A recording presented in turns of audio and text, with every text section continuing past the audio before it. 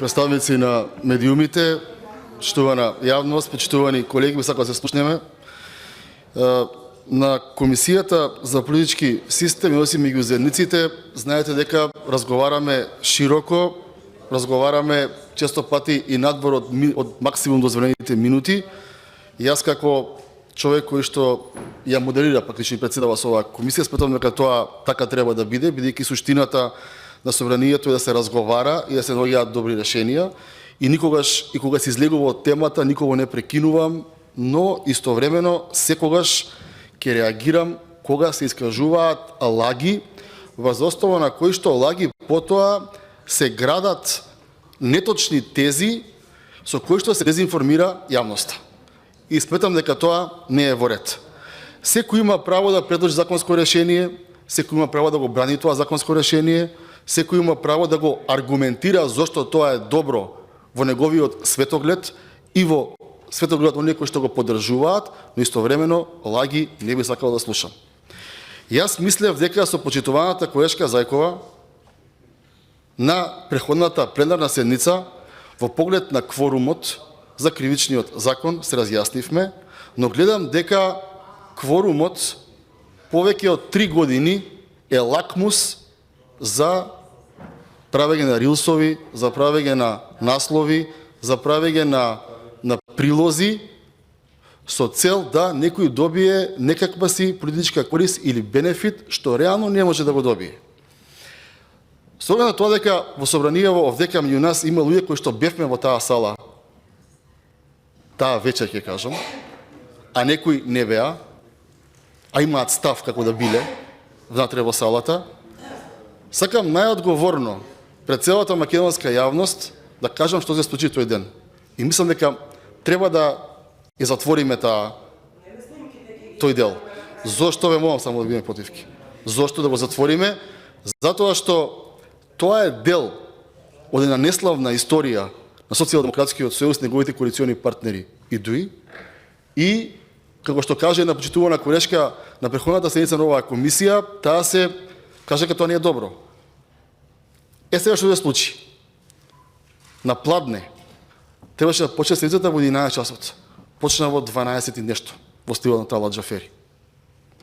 Тогашниот заменик министер за правда, Мандик, мислам дека се презиваше господјата, дојде и кажа, имаме нов кривичен закон.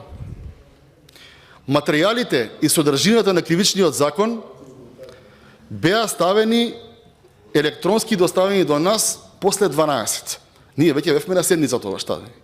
Господјата излезе, изборуваше дека кривичниот закон се менува од аспект на заострување на сообраќајните правила во Скопје и на патиштата низ целата држава.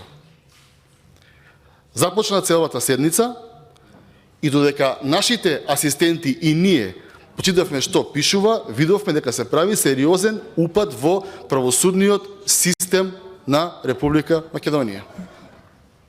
Во меѓувреме, пак ќе ви повторам колешке Зајкова, вашиот пријател, тогашен, можеби и сегашен, и тогашен коалиционен партнер и представник на ова законско решение, Артан Груби, во овие ходници овдека, од увод до увод насмејан, зборуваше, имам 2 решенија за ВМРО-вците и да влезат и да не влезат во собранието.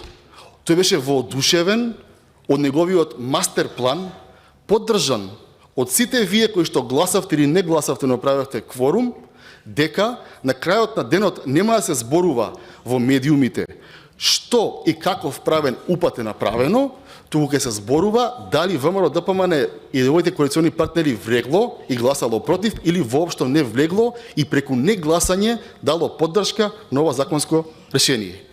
Тоа е вистината, колешке Зајкова. Вистината е дека тогашната Алијанса за албанците, која што беше опозициона политичка партија, од прв до последен влегоа да прават кворум. Не гласаа.